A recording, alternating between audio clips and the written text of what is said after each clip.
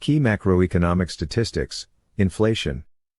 Welcome to our fourth topic in this course, which also is the second discussion of the three key economic concepts to assess the performance of the economy. Please read Chapter 4 in the textbook. In this topic, you will learn about the many facets of inflation, and how inflation is intertwined with some empirical theories of the economy. You will learn 1. What inflation is. 2. Some ways that inflation is measured. 3. What are sticky prices? 4. What is the Katona effect, which links inflation volatility to consumer spending? 5. What is the interest rate gap theory of inflation? 6. What the Phillips curve is. 7. How money and inflation are related. 8. What the fiscal theory of inflation implies. And 9. How inflation expectations are measured. Inflation from the public's perspective may be understandable, based on consumers observing the price of gasoline or the price of typical foods one buys. This observation may form a qualitative understanding by consumers of inflation, but it is probably quite unlikely that consumers know what the actual inflation percentage rate is, or what the official measures are. This is supported by the recent UK Office of National Statistics study on the public's understanding of the concept of inflation in the UK, which suggested that the public generally has a fairly good understanding of what inflation is, especially relating it to price growth and changes in prices over time, at least conceptually and qualitatively, such as periods of low inflation, steady inflation, or high inflation. However, the public generally is not aware of what the absolute inflation percentage is, or unlikely to know how it has changed over a given period. One of our goals here is to discuss various measures of inflation, so that you understand what is measured and what might be measured, such as asset price inflation. Let's begin this discussion.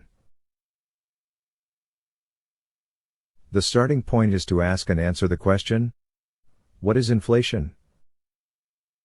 The typical definition of inflation is a general rise in the price level. Clearly, this leads to the follow-up question. What is the price level? The price level, which is generally measured as an index, is a snapshot of the cost of a market basket of goods and services, purchased in a specific period, relative to some base period expenditure, for the same or near similar goods and services. The price level, therefore, is an average price for that market basket. How is inflation measured? So, the prior questions about inflation suggested that there is some average market basket of prices that is measured over time, and that inflation is based on that. An inflation rate measures the change in that price level or cost of the market basket over time. An inflation rate, therefore, is a growth rate of the price level or index. Then you should always associate the inflation rate equaling a growth rate of a price index, which represents the cost of that market basket of goods and services. You may be thinking, okay, I get the idea that inflation is measured based on changes in the cost of a market basket of goods and services, but I don't understand what an index number is and how it is used. In 1922, Irving Fisher explained that an index number of prices shows the average percentage change of prices from one point of time to another. The percentage change in the price of a single commodity from one time to another is, of course, found by dividing its price at the second time by its price at the first time. The ratio between these two prices is called the price relative of that one particular commodity in relation to those two particular times. An index number of the prices of a number of commodities is an average of their price relatives. The point that Fisher is making is that the price index is measuring the market basket relative to some base period, which gives rise to the index number. Fisher looked at hundreds of price indices in his 1922 book. But there are 4 that are relevant today. Those are: 1. Laspers Price Index. The U.S. Bureau of Labor Statistics, BLS, uses a modified Laspers index number formula in the compilation of its Consumer Price Index, CPI-U and CPI-W. It answers the question, how much would yesterday's market basket of goods and services cost today? 2. POSH Price Index. It is known as a current weighted index, because it answers the question of how much would today's market basket of goods and services cost in the base period. 3. Fisher Price Index. Blends the Laspers and POSH measures. 4. Turnquist Index.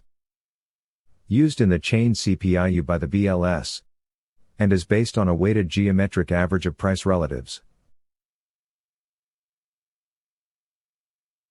Let's consider how price indexes are used for cost of living adjustment. On this slide, we are given the CPI-W and the starting point in 2012 for the wage rate per hour of $7.50. Let's assume that the wage contract has a cost of living clause that says that the wage rate would be adjusted for annual increases in the CPI-W. Using the growth rates from the CPI-W, this adjustment for 2013 would multiply the 2012 hourly wage by the ratio of the 2013 CPI-W divided by the 2012 CPI-W. That is, 229.324 divided by 226.229, then multiplied by the wage rate in the prior year of $7.50, would equal $7.60 per hour for the subsequent year. This adjustment would continue similarly, as shown on the slide for 2014, and ultimately for all subsequent years. Therefore, the wage rate went from $7.50 per hour in 2012 to $8.80 per hour in 2021. That is the essence of a cost of living adjustment, or COLA, clause in wage contracts. These clauses were popular in high inflation periods, but lost popularity in low inflation periods. At its peak, the BLS reported that 61% of collective bargaining contracts had a COLA in 1976, but by 1995 that percentage fell to only 22%. The BLS program tracking these contracts was transferred in May 2007 to the Labor Department's Office of Labor Management Standards, which no longer collects that information on COLAs. However, a 2022 article in the Wall Street Journal suggested that, as inflation rises, more companies are giving cost of living adjustments, or COLAs, to their employees. It is, however, not clear that it was widespread, partly due to the reduced power of unions that have traditionally fought for COLAs. So, this is one use of the price indexes. But there are still some fundamental questions that we must discuss. One of the key fundamental questions is, what should inflation measure? There is almost no end to the variations of price measurement. 1. Prices could be measured for the overall economy, for consumer expenditures, for producer purchases, based on prices charged for export or import, by the breadth of change, or volatility. 2. Prices could be measured based on well-being, or based on outlay. The CPI-U, or CPI-W, for example, is a mix. 3. Prices could be measured in total, or excluding key parts, such as food and energy or the most volatile components. 4. Prices could be measured in terms of those aggregates that are sticky, versus those that are flexible. But these are just the tip of the iceberg, so to speak. How should inflation be measured? There are 2 basic approaches to measuring inflation: 1. As a cost of purchase measure, and 2. As a cost of living measure. Most price indexes in the United States, and globally, are primarily cost of purchase measures. By contrast, a cost of living index theoretically would measure consumer utility, obtained from the purchases of a market basket, in the base period that is kept constant over time.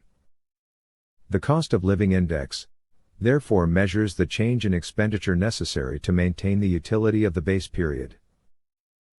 Although a cost of living measure is conceptually more appealing as the true objective of price measurement, there are practical difficulties in trying to do that. Consequently, a cost of purchase index provides a reasonably measurable alternative.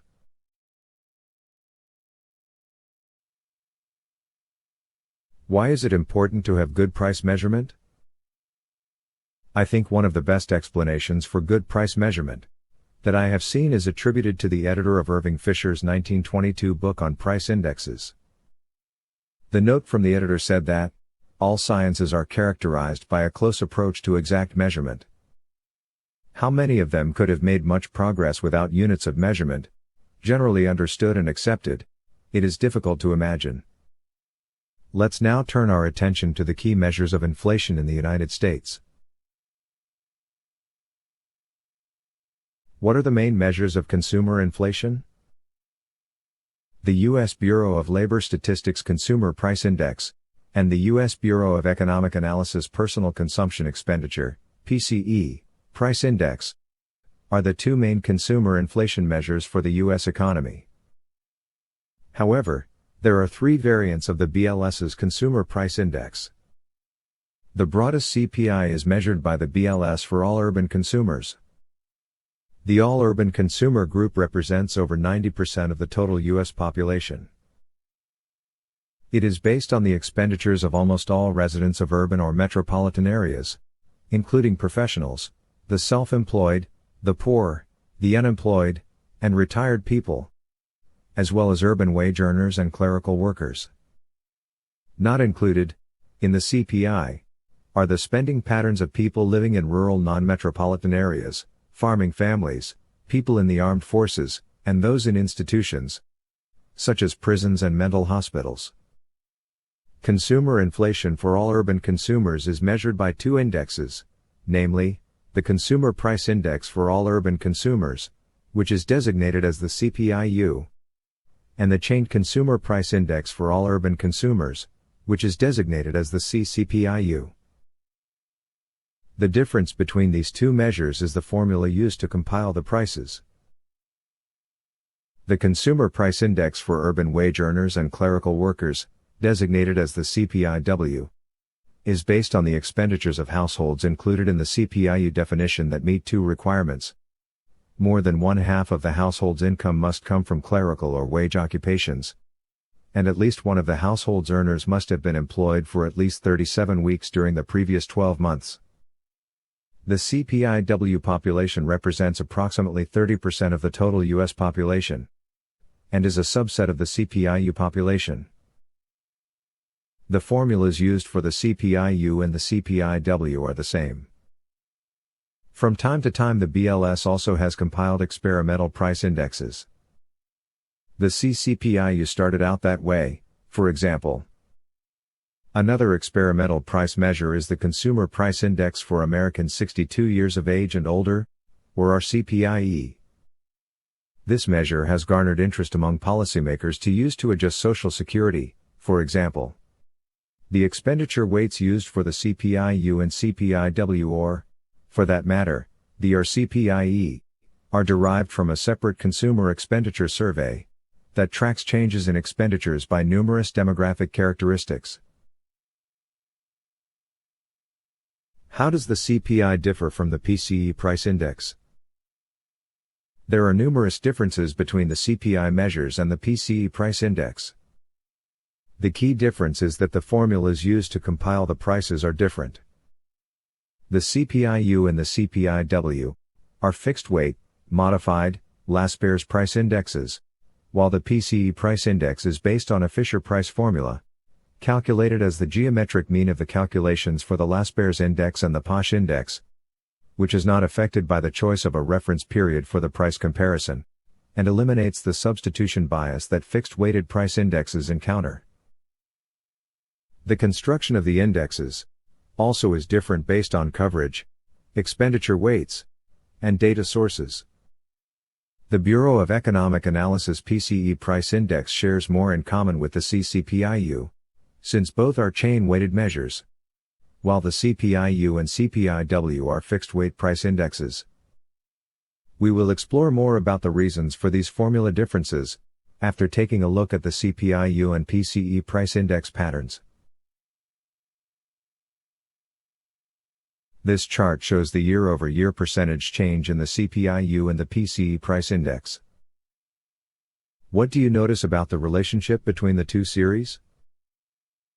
Broadly, both measures capture the ups and downs of the inflation pace. But what do you see about the red line, which is the PCE price index?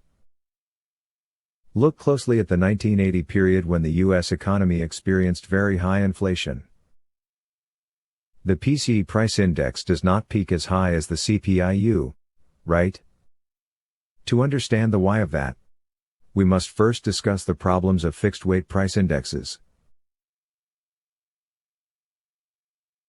What are the measurement problems with fixed-weight price indexes, such as the CPIU? The measurement issues with a fixed-weight price index are: 1. Substitution bias occurs because a fixed market basket fails to reflect the fact that consumers substitute relatively less for more expensive goods when relative prices change. 2. Outlet substitution bias occurs when shifts to lower price outlets are not properly handled. 3. Quality change bias occurs when improvements in the quality of products, such as greater energy efficiency or less need for repair, are measured inaccurately or not at all. 4. New product bias occurs when new products are not introduced in the market basket or included only with a long lag. Although the U.S. Bureau of Labor Statistics has largely addressed all these bias concerns with the CPI with its evolving methodology, the substitution bias remains a characteristic of fixed-weight price index formulas. The PCE price index and the CCPIU address this problem with the use of their formulas that allow for limited substitution due to price changes. The classic example is when beef prices surge. Consumers will shift some of that spending to chicken instead of beef. In a nutshell, the essence of this substitution effect tends to moderate inflation a tad by the substitution of lower-priced items for those items that tend to rise a lot more. What does the Consumer Price Index measure? The CPI represents all goods and services purchased for consumption by the reference population, U or W. The table on this slide shows a high-level breakdown of consumer prices.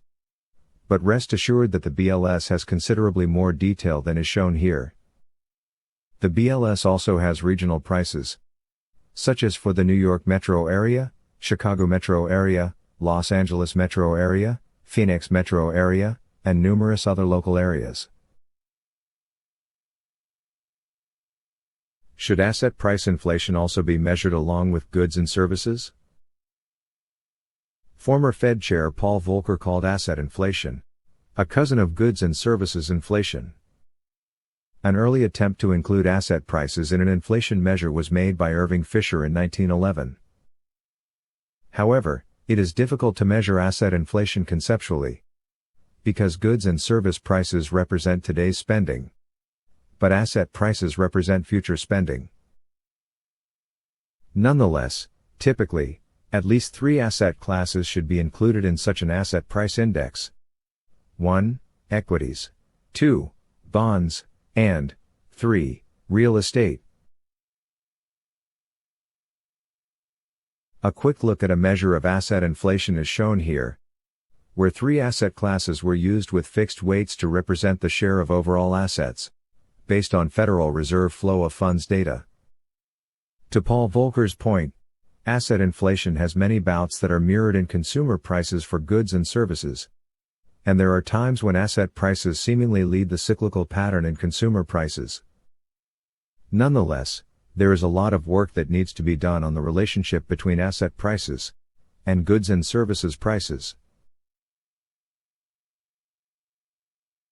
Let's return to the established price indexes and some of their uses. What are some uses of price indexes in the federal government?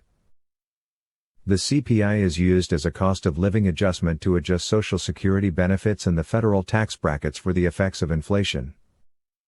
Social Security benefits use the CPI-W, while the federal tax brackets are adjusted by the chain CPI-U.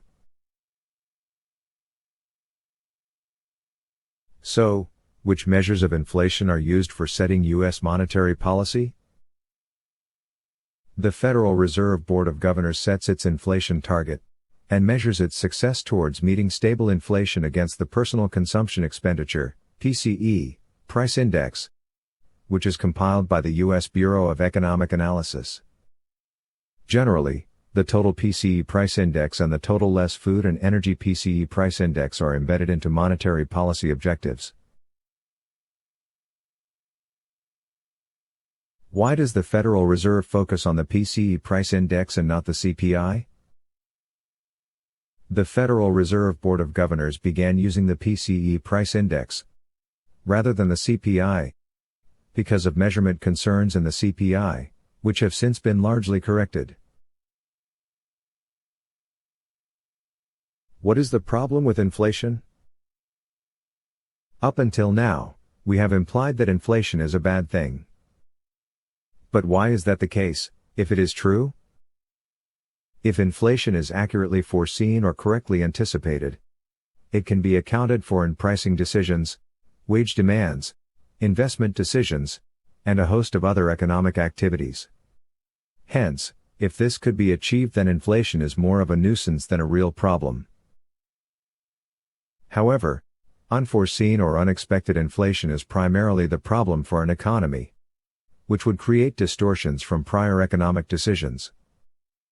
Keynes noted that unforeseen inflation violates the principles of distributive justice and increases business risk. Typically, unforeseen inflation will hurt creditors and savers, but will benefit debtors and borrowers that pay back loans in a currency that has a lower purchasing power. Unforeseen inflation tends to hurt lower-income households more than higher-income households, and may create social discontent, as Keynes himself opined. Governments that do not index or adjust their tax rates, if progressive, for rising inflation also tend to benefit from higher revenue. Finally, there is a risk that surprises in inflation will cause future inflation expectations to be higher or unanchored from the recent past, and there could be second-round effects from higher inflation expectations, such as higher interest rates and slower economic growth. Why do policymakers and economists exclude food and energy from price measures, and refer to those measures as core inflation? Core inflation is about measuring underlying inflation. However, excluding food and energy from the overall price index is just a shorthand measure for underlying inflation, and not a theoretical concept. It was a pragmatic reason that food and energy got excluded due to the volatility of those components over time. Moreover, many alternative measures of underlying inflation have been suggested, including a measure such as the Federal Reserve Bank of Dallas trimmed mean PCE inflation rate. Indeed, the late Harvard professor Otto Eckstein wrote a book in 1981 entitled Core Inflation, in which he defined core inflation as, quote, the trend increase of the cost of the factors of production, unquote. This is a supply-induced concept of core inflation, which fits Eckstein's theory that the other components of inflation were demand inflation and shock inflation. Nonetheless, excluding food and energy prices from the CPI or PCE price index is conceptually not core inflation, as Eckstein opined. This slide compares the CPI less food and energy with some other measures of underlying inflation produced by the Federal Reserve banks that exclude the volatile components of the CPI or PCE price index, based on a changing mix of components in each month. These measures are better theoretically derived proxies for underlying inflation from existing price measures. What are sticky prices? Economists, including Keynes, embrace the idea that both prices and wages can be sticky, which means that prices and wages are slow to adjust to changing economic conditions. This concept is more theoretically appropriate to consider, and is reported monthly by the Atlanta Federal Reserve Bank, which segments the CPI into sticky and flexible prices. Flexible prices are more business cycle dependent, and the sticky prices are another form of underlying inflation. Michael F. Bryan and Brent Meyer, who did the original research on this segmentation of inflation measures, reported that, quote, "We found that the flexible price series tends to bounce violently from month to month, presumably as it responds to changing market conditions, including the degree of economic slack. On the other hand, sticky prices are, well, sticky, slow to adjust to economic conditions." Importantly, the sticky price measure seems to contain a component of inflation expectations, and that component may be useful when trying to discern where inflation is heading. Unquote. In our examination of different forms or segmentations of inflation, one form that has an empirical relationship with real consumer spending is price level volatility. Volatility here is defined as 12-month moving standard deviation of the CPI. This leads us to ask, what is the Katona effect and why is it important as a link between inflation and spending? The University of Michigan Survey Research Center's director, and Professor George Katona, observed that when there was a jump in unanticipated inflation, consumers cut back on their spending and increased their savings. It was Arthur Okun, in his 1981 book Prices and Quantities, who dubbed this idea the Katona effect, which was the view that one motivation for consumer spending was price level volatility. That is, spending is inversely related to price level volatility. This upper right-hand graph shows the Katona effect over the last 50 years. The lower right-hand graph zooms in, since 2020. The inflation bout as a result of the pandemic has added noise to that relationship. Nonetheless, broadly speaking, what might be termed unanticipated inflation seemingly has real side effects. Now, let's return to our discussion about additional measures of inflation that have various links to theory. Another segmentation of inflation is based on whether inflation is being driven by demand or supply factors, which is related to the Otto Eckstein view of inflation. This too is an attempt to link inflation with theories of aggregate demand and aggregate supply, which we will discuss in depth later. But for now, we ask, how much of inflation is aggregate demand driven and how much is aggregate supply driven? Although there is no exact answer to this question, a San Francisco Federal Reserve Bank study by Adam Shapiro found that demand factors, between December 1989 and April 2022, accounted for about 1/3 of the total year-over-year percentage change in the PCE price index, while 43% of the overall percentage change was due to supply factors. The remaining share of inflation was ambiguous and could not be definitively classified as supply or demand driven. Why is this important? Well, think about the post-COVID pandemic period, when inflation soared globally, which was often attributed to supply issues. Shapiro's work tends to provide some perspective on this issue. Here too, the San Francisco Federal Reserve Bank updates estimates of the supply and demand-driven components of PCE inflation. This graph shows that not all of inflation can be attributed to either supply or demand and some remains ambiguous. Nonetheless, generally over time, as shown in the table at the bottom of the slide, supply-driven inflation has been a larger share of overall inflation over the last 50 or so years. The last few measures of inflation developed by Federal Reserve Bank economists slice inflation into theoretical buckets, of some sort, to gain insight into the price dynamics of the economy. But if we step back from those empirical measures, what are some key theories of inflation? Inflation theories are often part and parcel of broader theories of economic growth and fluctuation. Some of the key inflation perspectives are: 1. Wicksel's interest rate gap model of inflation. 2. Keynesian theories of inflation. 3. The Phillips curve trade-off between wage inflation and the unemployment rate. 4. The quantity theory of money. And 5. The fiscal theory of inflation. We will discuss the more popular of theories behind inflation shortly, which are the Keynesian theory, the Phillips curve, and the quantity theory of money. Although the Wicksell interest rate gap model of inflation is a more advanced topic, it is worth sketching out its framework because it is tied to current ideas of R*, which is a theoretical interest rate that would exist when inflation pressures are neutral. Wicksell posited in his 1898 theory that the market and natural interest rates would be the same in equilibrium when savings equaled planned investment. However, prior to that convergence, the gap between the market interest rate and his concept of the natural or neutral rate of interest would produce either excess demand putting upward pressure on prices, or excess supply putting downward pressure on prices. We will revisit this R* topic later. How do Keynesians view the inflation dynamic?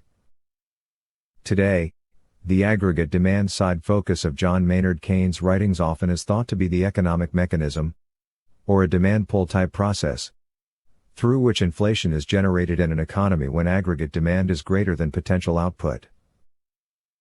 We will revisit this idea when we discuss the aggregate demand and aggregate supply model later. What is the Phillips curve? The original Phillips curve shows a trade-off between wage inflation and the unemployment rate. Although that trade-off was attributed to Phillips, editors of the Journal of Political Economy discovered an early work by Irving Fisher, who they claim discovered this relationship first. Today, the original Phillips curve has morphed into the so-called new Keynesian Phillips curve. This new Keynesian Phillips curve posits that inflation is a function of inflation expectations and the degree of slack in the economy, which can be measured by the output gap. Here too, we will revisit this idea of the output gap when we discuss the aggregate demand and aggregate supply model later. Is the Phillips curve empirically valid? Economists generally think of the Phillips curve as either a short-run relationship or a long-run relationship. The short-run relationship has largely been weakened dramatically over time, and Federal Reserve policymakers often refer to that short-run empirical relationship between wage or price inflation and the unemployment rate as having flattened. Longer term, this concept is still embedded in macroeconomic theory, and empirically still somewhat questionable, and only slightly more valid than the short-term relationship. The idea of that flattening relation between inflation and the unemployment rate is shown in this slide, where the trade-off between inflation and the unemployment rate has shifted more horizontally over the periods shown from 1960 through 2019. Notice the dates associated with each of the three lines, which highlight the flattening of the Phillips curve over time. What is the quantity theory of money? How is it tied to inflation? The quantity theory of money provided a long-run theory of inflation, where the relationship between inflation and money growth on a decade basis has a positive or direct relationship. This view has been described by Federal Reserve Research as a simple theory of inflation. A 1999 Cleveland Fed article, entitled Money Growth and Inflation, How Long is the Long Run? By Terry Fitzgerald, said, quote, when the money supply grows faster than the money demand associated with rising real incomes and other factors, the price level must rise to equate supply and demand. That is, inflation occurs.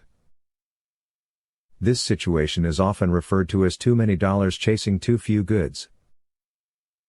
Note that this theory does not predict that any money supply growth will lead to inflation. Only that part of money supply growth that exceeds the increase in money demand, associated with rising real GDP, holding the other factors constant. Unquote. Fitzgerald's conclusion was that, quote, The graphical analysis presented here suggests that a relatively close relationship between money growth and inflation may exist over 8-year time horizons, at least for the broader monetary aggregates. This finding serves as a reminder that ignoring money growth for too long a period may be unwise. While money growth may not provide a particularly useful guide for short-run policy making, long-run trends in inflation may still be largely determined by the long-run growth rate of the money supply. Unquote. In a 1970 lecture, Milton Friedman famously said that, quote, "Inflation is always and everywhere a monetary phenomenon." Unquote.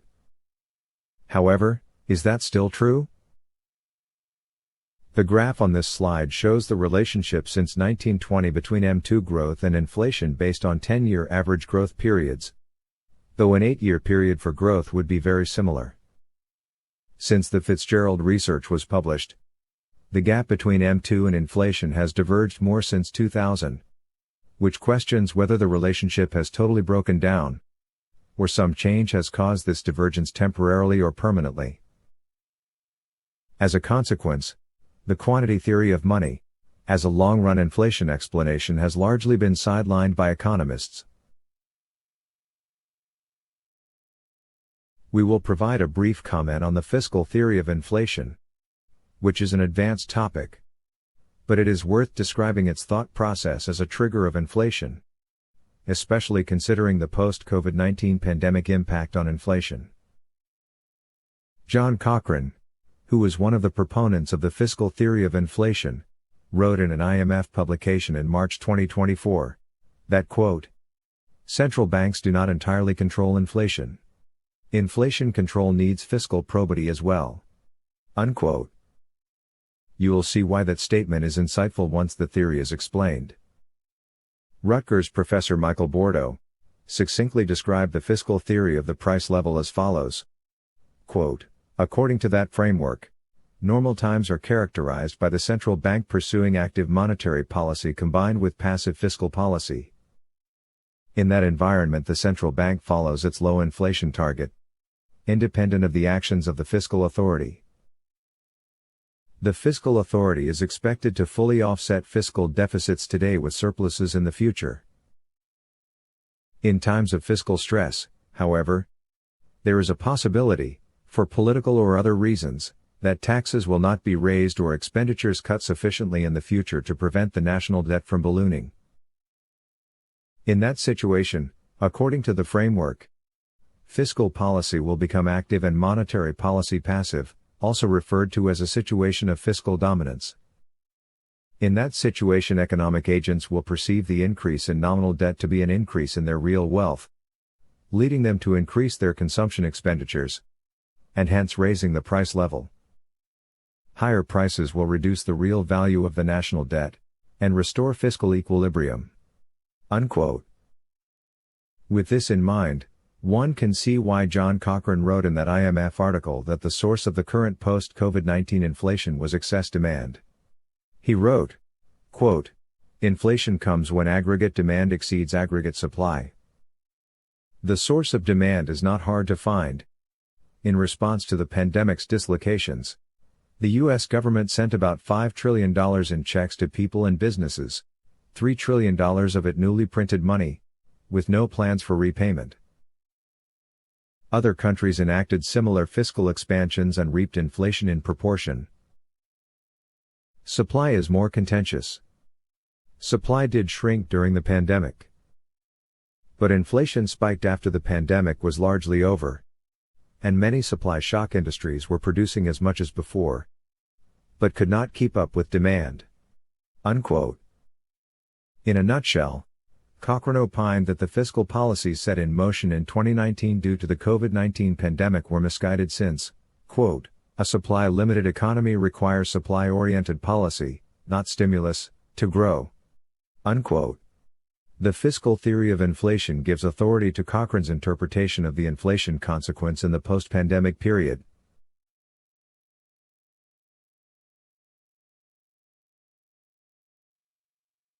Okay. We mentioned that the new Keynesian Phillips curve suggests that inflation is a function of inflation expectations, and the slack in the economy. But, what is meant by inflation expectations? Inflation expectations represent the anticipated rate of inflation for some future period. There are three typical ways to measure inflation expectations. 1. Surveys. 2. Market-inferred inflation expectations. And 3. Statistical formulations. Empirically, these measures can be very different. Finally, what is meant by the policy goal of rational inattention to inflation? Stated simply by former Federal Reserve Board Chairman Alan Greenspan in 1989 that, for all practical purposes, price stability means that expected changes in the average price level are small enough and gradual enough that they do not materially enter business and household financial decisions. Rational inattention to inflation is the goal for policymakers. This concludes the topic. Take a moment to consider the thought questions on this slide.